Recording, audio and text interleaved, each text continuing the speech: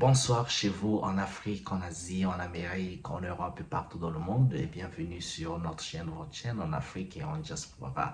Et n'oubliez pas les gars de partager nos vidéos, laisser des commentaires et de mettre des pouces levés pour aider la chaîne à être un peu plus visible et que nos messages portent très loin. Pour cette vidéo, on va faire un tour à Washington, aux États-Unis, où le président américain Donald Trump avait reçu donc le président sud-africain Cyril Ramaphosa. C'était l'interview qui s'est découlée donc de cette visite a été très houleuse et très embarrassante dans un style assez western, dans un style, ça devient comme un nouveau style de Donald Trump, d'avoir des invités chez lui et en même temps que ces visites se transforment en des espèces de guet-apens, quoi. C'est comme si il tombe maintenant des embuscades à ses invités et pour motif peut-être de les humilier ou on ne sait pas trop quoi. Mais moi, cette visite du président sud-africain, je ne l'ai pas bien compris. Je ne sais pas pourquoi il a fait ce déplacement, mais on va regarder une vidéo, peut-être deux vidéos de cette interview-là et on va essayer d'analyser. On va faire des commentaires sur ces vidéos tout en regardant. Et voilà quoi, il y a tellement de choses à dire dessus, mais c'est très, ça fait à la fois bizarre de se retrouver devant de telles ignorance historique, beaucoup d'arrogance, c'est incroyable. Ok, on va prendre quelques minutes, on va regarder ensemble et on commente tout en regardant. Allez, on y va. We have thousands of stories talking about it, sure. And we have documentaries, we have news stories, and that. Is Natalie here? Somebody here to turn that? I could show you a couple of things, and it has to be responded to. Yeah, sure. Let me see the articles, please, if you would, and turn the lights down, and just put this on. It's right behind you, Johan. There's nothing this parliament can do. With or without you, people are going to occupy land. We require no permission from you, from the president, from no one. We don't care. We can do whatever you want to do. Who are you to tell us whether we can occupy land or not? We are going to occupy land. Yeah. South Africa occupy land.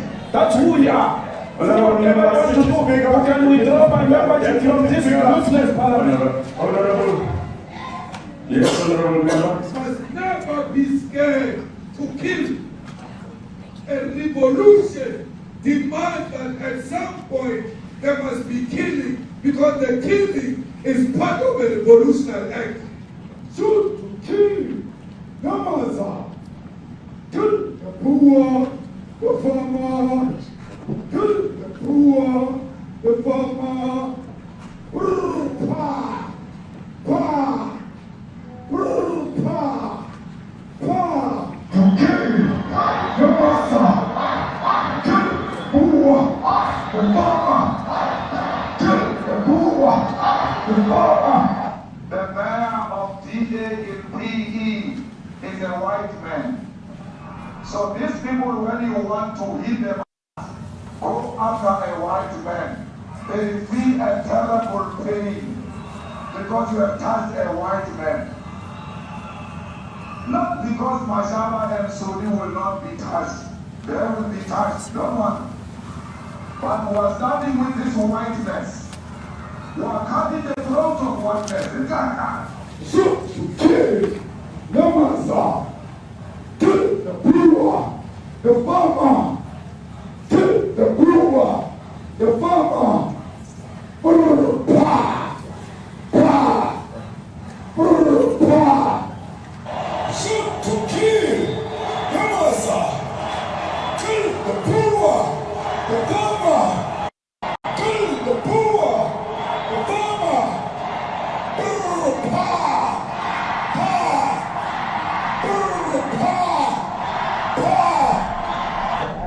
don't know what's going to happen in the future. I'm saying to you, was not called for the killing of white people, at least for now. I can't guarantee the future. Yeah, but I mean, you'd understand somebody watching that, especially as it gets shared on Twitter. They freak out. It sounds like a genocidal. I can't take it. Ulipur, Zizoshaya, Uzochuchunwa, Ulipur, Zizoshaya, Uzovalera, Zizopatula, Azovalera, Zizopatula.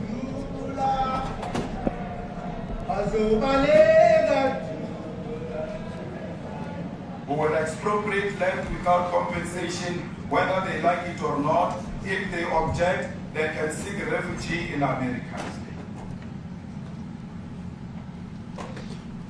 D'abord, pour commencer, on a vu que il y a eu une cinquantaine de Sud-Africains qu'on appelle les Afrikaners qui ont été choisis d'immigrer aux États-Unis d'Amérique.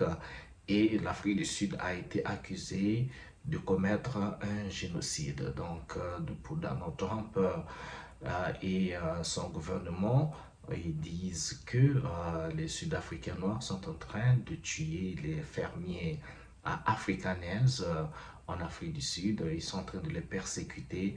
Donc, le mot génocide, c'est un mot qui est très grand qu'on n'emploie pas par plaisir.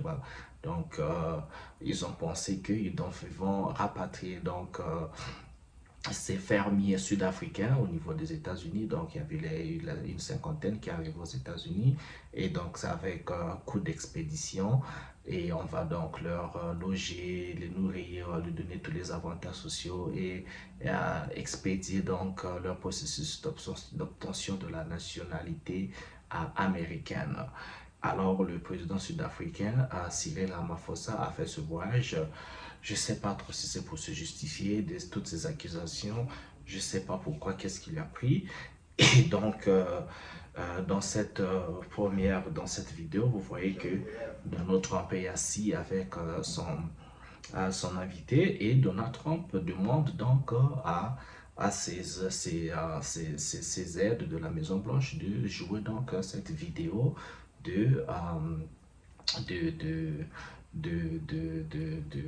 qui a commencé avec Julius Malema. Julius Malema, vous connaissez, qui est aujourd'hui militant et qui a un parti politique, le EFF. Et Julius Malema faisait partie dans le temps du parti politique ANC, qui était le parti politique de Nelson Mandela. Il avait fini par quitter le parti politique parce qu'il trouvait que les objectifs ou encore le mode d'opération de l'ANC ne correspondait plus avec son idéal politique, avec sa vision politique ou encore avec tout l'héritage que Nelson Mandela avait laissé. Alors, dans ce clip de Julius Malema qu'on montre, d'abord on le montre hors contexte. Vous savez, ça fait bizarre quand même de pouvoir se mettre devant ce truc de Donald Trump qui montre cette vidéo parce que c'est comme s'il ne connaît pas l'histoire de l'Afrique du Sud. C'est comme s'il ne connaît pas l'histoire de l'Afrique du Sud. L'Afrique du Sud aujourd'hui est une société mixte des Noirs sud-africains, des Blancs et aussi ce qu'ils appellent les peuples de couleur, colored, qui sont le résultat de la mixité entre les Blancs et les Noirs. Mais l'Afrique du Sud a connu l'apartheid. L'Afrique du Sud a connu l'envahissement excusez-moi, a connu une invasion des peuples blancs, excusez-moi, qui sont venus de la Hollande au XVIIe siècle. Je pense avoir fait une vidéo sur ça. Si vous regardez ma vidéo sur ma chaîne, sur les Afrikaners, vous allez retrouver cette vidéo que j'ai faite, ok? Donc, quand ils sont arrivés, c'était pas toujours en amitié. la même chose que les Européens ont fait aux États-Unis d'Amérique, dans les Caraïbes, en Australie, en Nouvelle-Zélande, un peu partout qu'ils sont allés coloniser. Donc l'apartheid, l'Afrique du Sud n'a pas forcément échappé à ça, même si moi je dis qu'en fait c'était un échec là-bas, parce qu'en général, les Blancs, quand ils arrivent, ils tuent tout le monde, en plus on vous débarrasse, c'était un peu le but, mais pour cette fois-ci, peut-être que l'objectif était en fait de s'installer en Afrique du Sud, mais ils avaient réussi par force d'installer l'apartheid. Et vous connaissez ce que c'est que l'apartheid. Il y avait donc cette ségrégation raciale. Les Blancs et les Noirs ne se mélangeaient pas.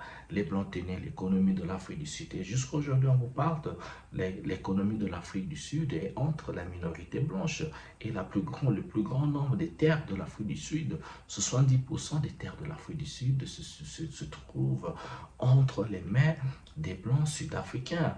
Et donc, tout ce tumultude, tout ce brouhaha est arrivé du fait que le gouvernement sud-africain avait donc manifesté cette volonté d'exproprier les terres de l'Afrique du Sud, plutôt des mains de quelques fermiers, parce qu'il y a tellement de terres sous la position des fermiers sud-africains, et la plupart de ces fermiers n'utilisent pas les terres. Donc les terres sont au nom des gens qui ont hérité ça par leurs ancêtres, des terres qui ont été, d'abord, n'oublions pas, les terres qui avaient été ravies de force, ce n'est pas des terres qui avaient été achetées, c'est des terres qui on a dépossédé les locaux de leurs terres en fait. Et donc, des siècles plus tard, il y a des terres qui traînent dont personne ne fait usage. Alors le gouvernement sud-africain avait manifesté cette volonté de se réapproprier de certaines terres et de garder ces terres pour les projets du gouvernement. Quand le gouvernement aurait besoin d'utiliser ces terres, le gouvernement devait avoir accès à ces terres. Quoi de plus normal, parce que c'est une minorité blanche qui possède 70% des terres et la plupart de ces terres ne sont même pas utilisées. Ils sont juste contents d'avoir ces terres et que ces terres remis au nom de leur famille. Et c'était des terres bien sûr prises par force. Et moi je ne comprends pas pourquoi est-ce qu'on ne connaît pas cet aspect de l'histoire de l'Afrique du Sud n'est pas mentionné. On a comme l'impression que Donald Trump tombe comme un cheveu dans une soupe. Et voilà quoi, un cheveu venu d'une autre planète. Ça fait tellement bizarre. Et on connaît bien le tempérament de Julius Malema. Julius Malema, il est pro-africain, il est pro-sud-africain, il est pro-justice également. C'est vrai qu'il est zélé, mais écoutez, c'est quelqu'un qui ne mâche pas ses mots parce que la vérité, il y a un manque de balance sociale dans la distribution des richesses en Afrique du Sud. Comme je l'ai dit tantôt que l'économie sud-africaine, les hommes les plus riches qui sont occupés sont les Blancs. Et il y a l'oligarchie noire sud-africaine ceux-là aussi qui ont accès à des richesses, mais qui ne font pas des efforts pour bien distribuer les richesses entre la population. C'est un peu ça. Et il y a quoi d'autre à ajouter? C'est pour moi... Franchement, je ne comprends pas pourquoi Cyril Ramaphosa a fait ce voyage en Afrique du Sud. C'est comme si il est président d'un État souverain, Donald Trump est président d'un État souverain. On s'en fout qu'il soit président des États-Unis d'Amérique. Mais tu fais un voyage de chez toi pour aller dans un autre pays, pour aller te justifier de quoi? Est-ce que c'est de la diplomatie? Est-ce que quelque part on lui a souffert que les Sud-Africains, l'économie sud-africaine dépendait vraiment de l'économie américaine ou que leurs exportations étaient ciblées vers les États-Unis d'Amérique ou encore il est allé là-bas pour flatter les aides coupées des États-Unis vers la Sud-Afrique pour que ces aides soient rétablies au niveau des personnes qui ont le VIH-Sida, quoi. Vous rappelez quand Donald Trump quand a créé l'organisation Doge, dirigée par Elon Musk, Doge qui veut dire Department of Government Efficiency, donc un département de l'efficacité du gouvernement qui devait donc traquer les dépenses du gouvernement et couper les dépenses où fallait les couper. Et donc il y a eu ce scandale-là. Est-ce que c'est dans ce relais-là parce que tout le financement qui partait en Afrique du Sud, cette aide a été coupée? Est-ce que c'est pour rétablir cette aide? Est-ce que il travaille avec des corporations derrière lui qui l'ont soufflé qu'il fallait qu'il rétablisse, qu'il aille rétablir la relation avec l'Afrique du Sud? Est-ce que... Ok les gars, il y a tellement de choses à dire dessus. Regardons encore la vidéo. On revient pour notre commentaire. À tout de suite.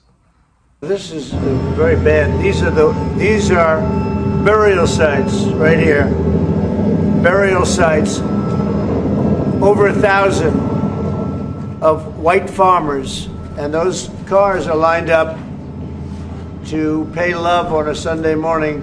Each one of those white things you see is a cross, and there's approximately 1,000 of them. They're all white farmers, the family of white farmers. And those cars aren't driving, they're stopped there to pay respects to their family member who was killed. And it's a terrible sight. I've never seen anything like it. Both sides of the road you have crosses.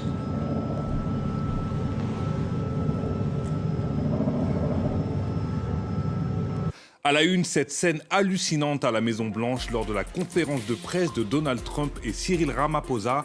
Le président américain dit avoir des preuves d'un génocide d'agriculteurs afrikaners en demandant des explications à son homologue sud-africain.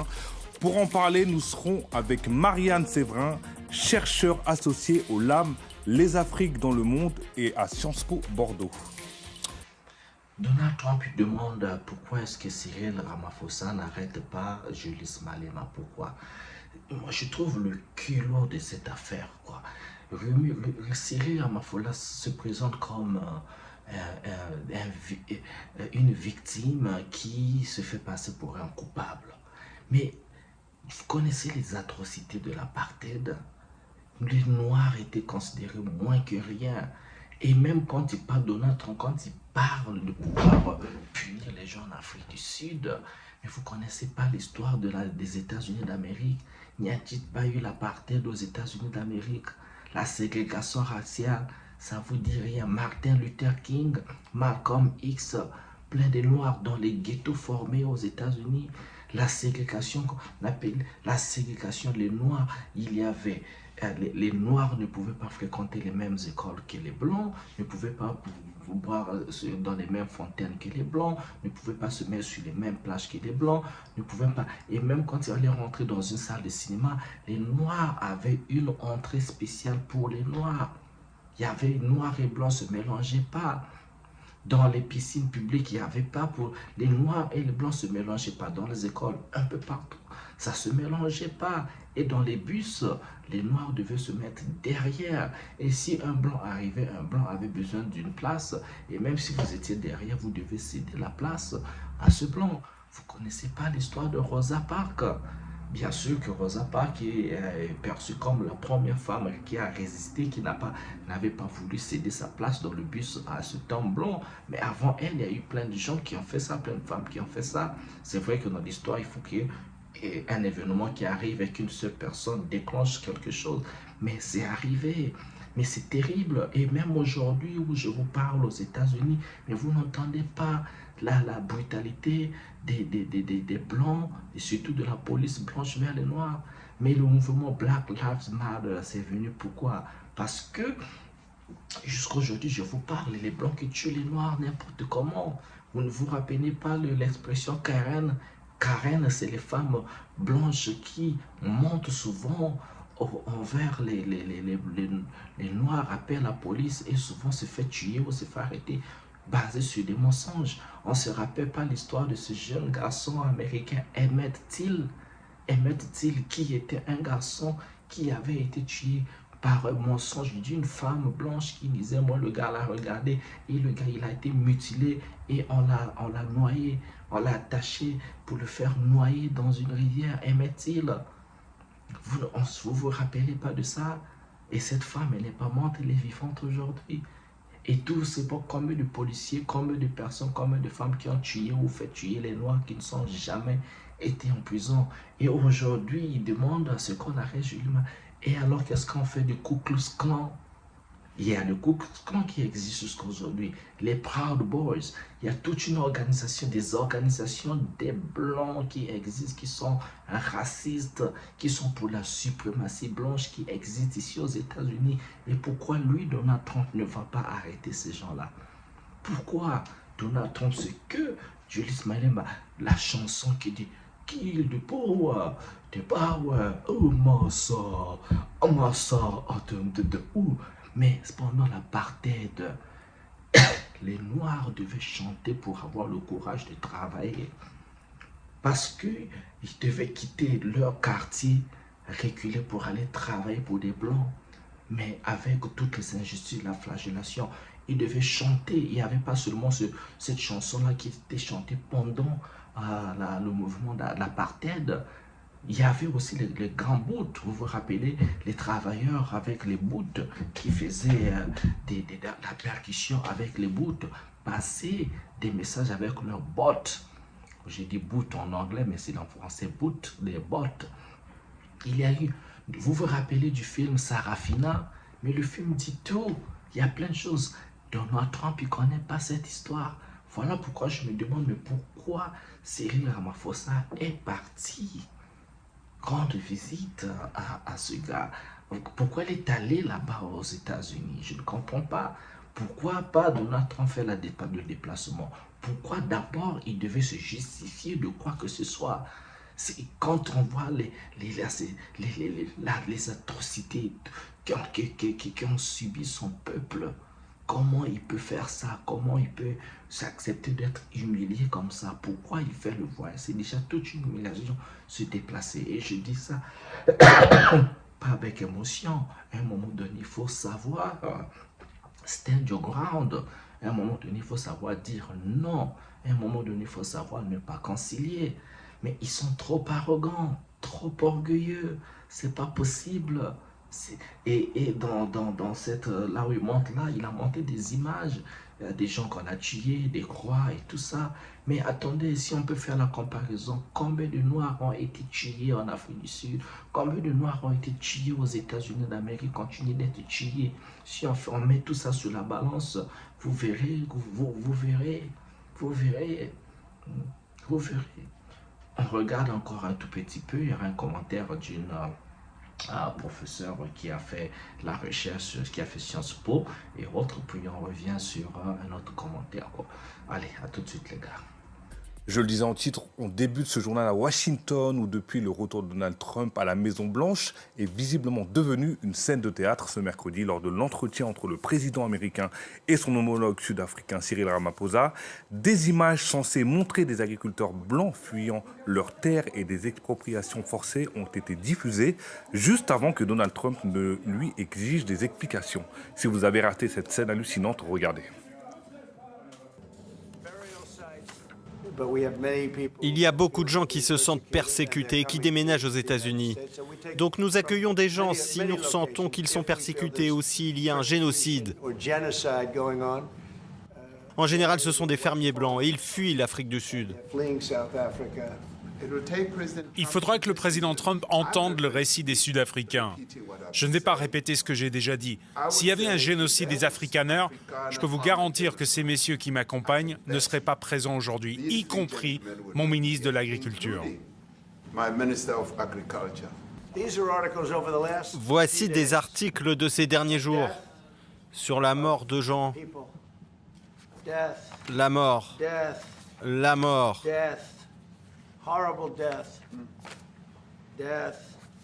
Prenez n'importe quel article. Des Sud-Africains blancs fuient à cause de la violence et des lois racistes.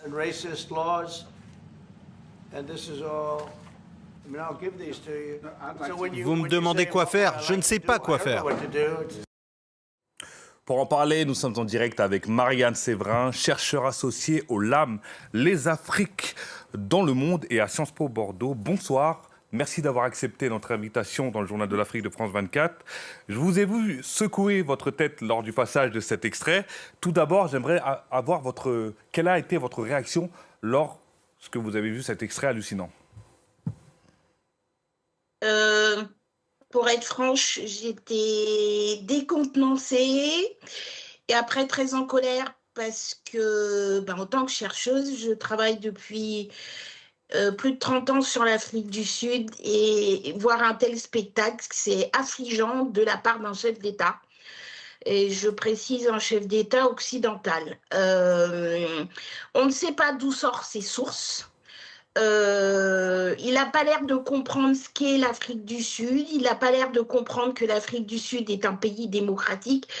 Et en même temps, j'aurais une question. Il a une équipe qui lui a rédigé des fiches ou qui lui a expliqué ce qu'était l'Afrique du Sud post-apartheid et en quoi était constituée cette minorité afrikaneur, en gros. J'ai envie de dire l'administration Trump incompétente. Et justement, sur l'une des vidéos pour appuyer son propos, diffusée par la Maison-Blanche, on voit Julius Malema, leader de l'IFF, un parti d'opposition, qui entonne le chant « Kill the Boer », tuer les boers. Est-ce que vous pouvez nous expliquer l'origine de ce chant et surtout le contexte de cette vidéo de Julius Malema? Alors, l'origine de ce chant remonte à l'époque de la lutte anti-apartheid. Alors c'est vrai qu'en Afrique du Sud, régulièrement, Julius Malema et ses partisans reprennent ce chant. Mais en fait, le parti de Julius Malema représente que, même pas 10% des voix à l'Assemblée nationale. Et puis voir le président Trump dire, vous voyez, il est en train de danser. Déjà, c'est le toy-toy. Il faudrait peut-être qu'on lui explique ce que c'est. C'est une danse aussi qui a été pratiquée durant la lutte anti-apartheid et notamment lorsqu'il y avait des mouvements organisés par les syndicats en Afrique du Sud. Est-ce qu'on peut dire que c'était un chant de résistance à l'époque? C'est un chant de résistance. Et on sait très bien que pour faire du spectacle, on est en Afrique du Sud, les débats politiques, et notamment avec le parti de Julius Malema, sont assez tendus, sont assez durs, sont assez spectaculaires. Il faut regarder les séances au Parlement. Rien à voir à ce qu'on voit en France finalement. Et c'est pas pour ça qu'on a un génocide d'Afrikaners en Afrique du Sud. Et justement, comment a été perçu l'accueil de ce qu'ils appellent des réfugiés afrikaners persécutés aux États-Unis? Comment ça a été perçu en Afrique du Sud? Et une incompréhension? Alors, c'est passé de l'incompréhension et quand vous allez sur les réseaux sociaux, en fait, vous passez votre temps à rire. Tellement cette histoire est pathétique. En fait, on vous présente des réfugiés qui n'ont strictement rien à voir avec des réfugiés comme on a l'habitude de voir malheureusement. Et je vais vous donner un exemple très simple. Aujourd'hui, il y a une information qui a fuité. Il y a une femme sud-africaine, qui en fait a prétendu être une fermière afrikaneur pourchassée par les Noirs. En fait, son mari est depuis 2 ou 3 ans aux États-Unis et il ne répond pas à ses appels. Elle a profité de cette opportunité. C'est tout. Et puis 49 personnes sur l'ensemble de la population afrikaneur. Mais pour moi, c'est pas un exode, quoi. D'ailleurs, le ministre de l'Agriculture qui a accompagné Cyril Ramaphosa a réaffirmé à Donald Trump que ses propos n'étaient pas vrais. Et Cyril Ramaphosa, le président, a rejeté ces accusations de génocide. Il a parlé d'un document nommé la Freedom Charter, désormais au cœur de la Constitution sud-africaine. Qu'est-ce que dit ce document ? Ce document, il date de 1955. C'est un document pour lequel, notamment, Nelson Mandela s'est retrouvé en prison. Et ce document dit explicitement l'Afrique du Sud appartient à tout le monde, quel que soit le sexe, le genre, la religion et surtout la couleur de peau et l'ethnie. Et ce sont ces fondamentaux qu'on retrouve dans la Constitution sud-africaine. Donc quand on entend Donald Trump, on est en total décalage et j'ai envie de dire, c'est un ignorant. Je suis désolée, je ne partirai pas aux États-Unis, mais je le dis, c'est un ignorant. Et à la sortie de cet entretien, Cyril Ramaphosa a estimé que la rencontre avec Donald Trump, selon ses dires, s'est très bien passée. Est-ce que vous pensez que l'Afrique du Sud et Cyril Ramaphosa en est sorti gagnant de cette passe d'armes, on va dire? Alors, pour l'instant, je dirais pas gagnant, parce qu'il faut attendre, comment dirais-je, les accords, les tractations, mais je dirais que l'Afrique du Sud est ressortie grandie.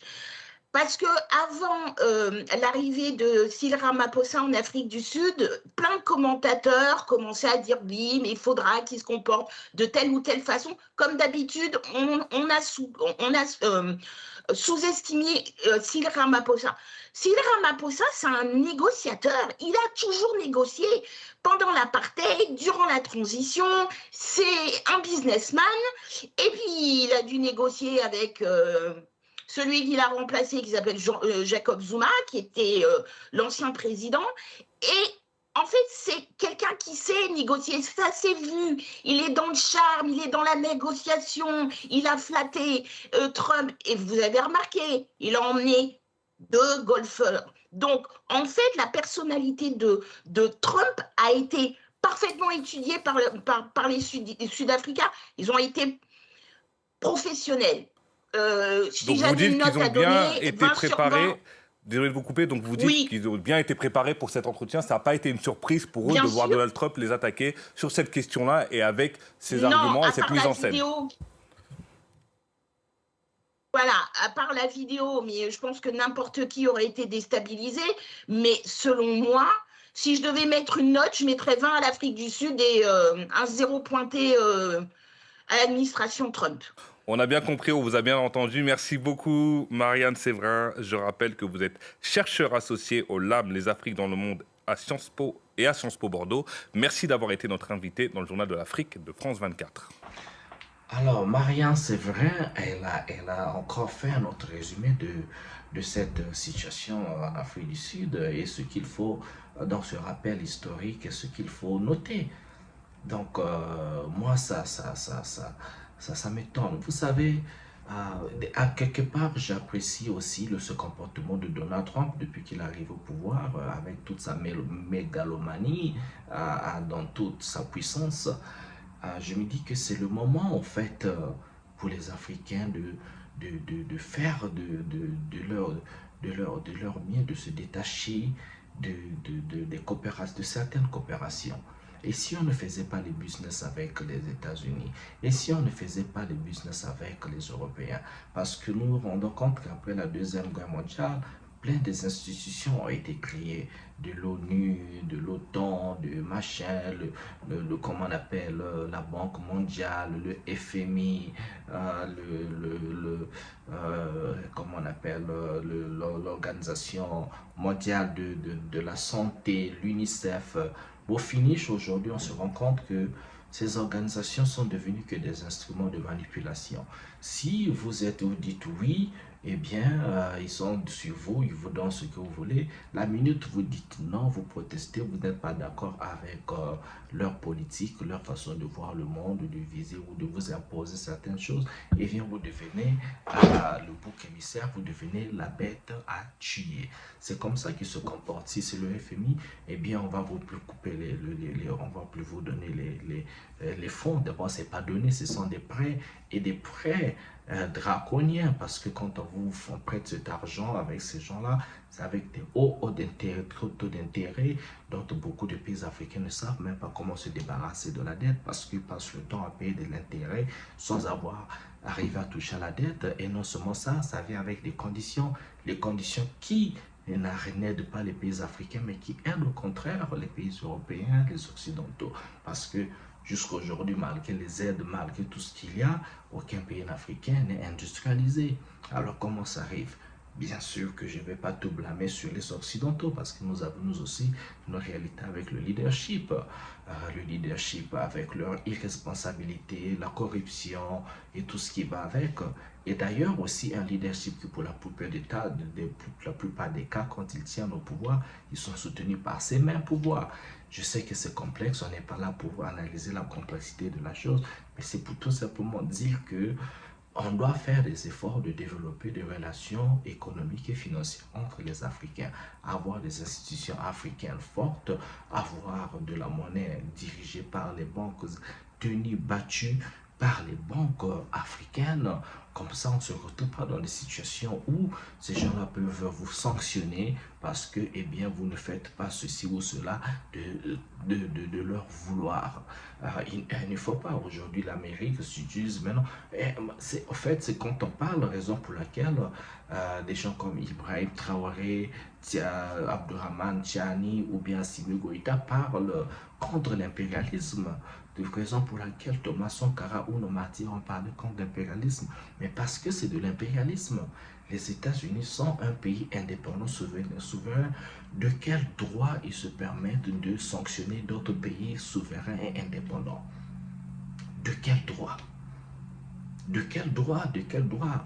Et pire encore, ils sont arrivés à sanctionner un pays comme la Russie, qui aujourd'hui devient le pays le plus sanctionné de la planète Terre, avec plus de 24 000, peut-être on arrive à une trentaine, à 30 000 sanctions. Bah, malheur pour eux, Vladimir Poutine, c'est pas un marcassin. La Russie, c'est des gens qui ont fait la guerre. C'est eux qui ont en fait battu Hitler. Hein, parce que même pendant la Deuxième Guerre mondiale, les États-Unis sont arrivés qu'à la dernière minute. Hein, c'est comme ça. Et ils sont, même si quelque part leur économie peut prendre un coup, mais l'économie de la Russie ne s'est jamais autant portée. Malgré les sanctions, c'est pas des enfants de cœur là-bas, ok? Ça marche avec les pays faibles où ils blaguent souvent, parce que leur guerre, faisant de toute façon, c'est toujours contre les pays faibles. Donc voilà pourquoi ça marche pas en Russie. Mais quand ils imposent partout, ils sanctionnent les gens, les Honduras, le Venezuela, le Cuba. Attendez, mais c'est quel type de personnes? Non seulement ils ont transformé l'ONU en un instrument, parce que l'ONU aujourd'hui, comme l'Union africaine d'ailleurs, ce sont des trucs qui n'existent plus. L'ONU, l'Union européenne n'existe plus parce que regardez ce qui se passe à Gaza. Si et seulement si Donald Trump se situe bien, se soucie bien des Afrikaners, des gens qui sont persécutés en Afrique du Sud, eh bien, qu'en est-il des gens qui sont dans des vraies guerres?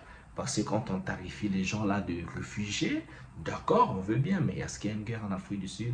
Et ceux qui sont au Congo-Kinshasa depuis plus d'une dizaine d'années, qui sont dans les souffrances, pourquoi ces habitants dans les villages n'ont pas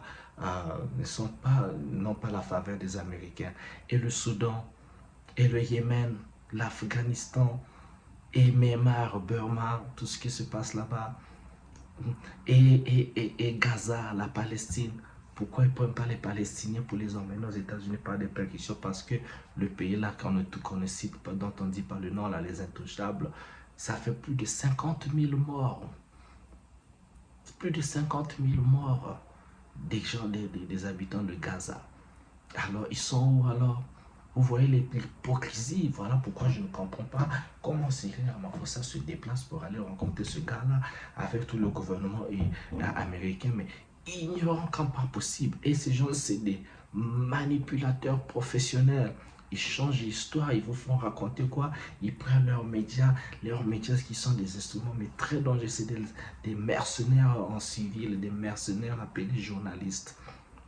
C'est incroyable, quoi, le toupet qu'ont ces gens-là de pouvoir victimiser les gars qui sont coupables, les coupables, en fait les victimes, on veut les culpabiliser. C'est incroyable ce jeu de manipulation. Ils montrent des papiers, ils pointent le doigt, ils montrent, mais attendez, et je suis fier de quelqu'un comme Julius Malema parce que il faut savoir se lever pour sa cause, il faut savoir ne pas faire, parfois il faut savoir ne pas faire des négociations avec les gens, surtout quand vous savez que pendant des siècles, c'est des gens qui vous ont subjugué, et on connaît, c'est un secret de Polichinelle, mais pour ces gens-là, on est noirs et tout, C'est quasiment, c'est pas des humains. Ils ne perçoivent pas comme des humains. Et sinon, il n'aurait même pas le courage de s'adresser à nous de la manière dont il s'adresse. Regarde comment il est là. Et bon, on comprend que Cyril a eu de la retenue, il a eu, voilà, il s'est battu à pouvoir sauver la face, à pouvoir parler aussi d'autres choses, de business, de partenariat et autres, pour ne pas s'attarder sur cette affaire des Afrikaners. Mais c'est bête. Je ne sais pas si vous avez suivi, il y a un des Afrikaners qui avait été, le gars qui avait été interviewé. Le gars, il dit, oui, j'ai laissé ma maison de 5 chambres en Afrique du Sud, j'ai laissé mes affaires. Et aussi, la connerie, j'ai laissé ma mère. Mais attendez, si vous êtes réfugié, vous avez l'opportunité là-bas aux États-Unis, pourquoi vous allez laisser votre maman derrière en Afrique du Sud? Et pourquoi une cinquantaine? Et tout, les interviews sont là.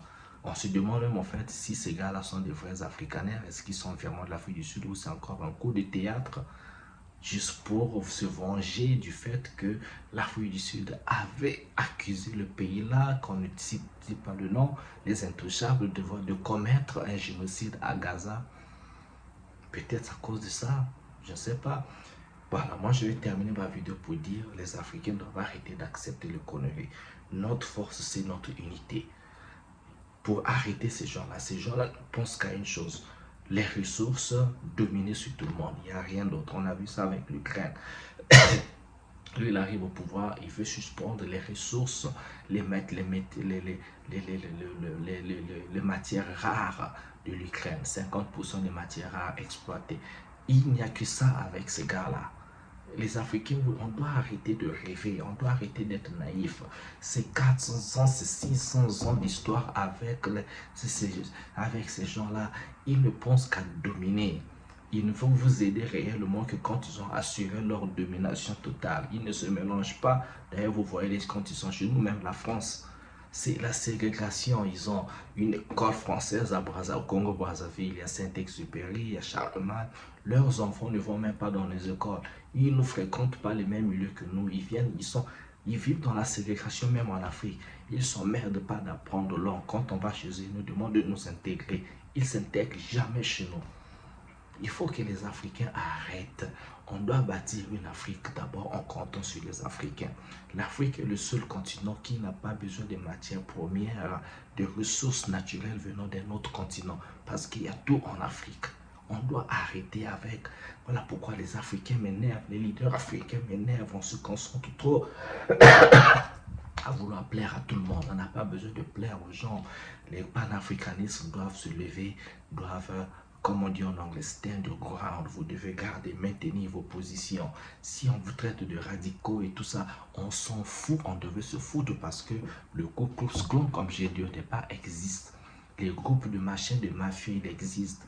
Leurs trucs, les mercenaires, ils existent. Black Rock et tout ce que vous voulez, ils ont ça existe. Et ils ne tuent pas ça. Ça veut dire que tous les pendant que vous dormez, ils réfléchissent comment est-ce qu'on va vous piller, comment est-ce qu'on va vous dominer, comment est-ce qu'on va vous esclavagiser, comment est-ce qu'on va vous coloniser, vous maintenir dans cet état. Et si on n'est pas malin entre nous là, si on continue à se mettre les ballons en débattant entre les roues, je vous assure les gars, dans les années à venir, on va repartir dans un état pire que l'esclavage. Pire que l'esclavage. Voilà. Laissez le commentaire, on sera bien avec plaisir de vous lire. Et voilà quoi, partagez la vidéo en anime. Vos contributions seront les bienvenues. Comme ça, moi aussi, je vais les lire. Comme ça, je vais apprendre aussi. On n'arrête jamais d'apprendre. Merci de m'avoir suivi. On se retrouve à une autre vidéo. Ciao, ciao. La patrie ou la mort nous vaincront. Ciao.